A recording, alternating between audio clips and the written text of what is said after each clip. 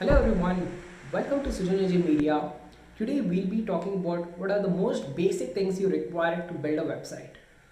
So there are mainly four things that you require. First being your domain name, second the hosting, third a platform where you're going to build your website, and fourth the SSL certificate. So let us compare the whole process to how you would buy a land and build your house. Suppose you start off by buying a piece of land. When it comes to the internet, you're buying a server space to build your building, right?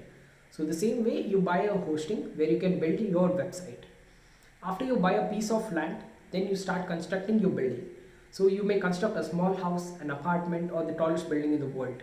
So that is basically you're constructing your website. It may be a small landing page, a portfolio page, or it can go to an corporate website. It can be an e-commerce website, or however big you want the website to be. After that, you need an address. Every house, apartment, building has an address. So that address is nothing but your domain name. So that is the address of your website. Last but not the least, you need some kind of protection. And that can be some kind of compound, a fencing, whatever it works for you. In the internet space, it is nothing but an SSL certificate. Basically, when you see your domain name, towards the side you see a lock mark. So that is your SSL certificate.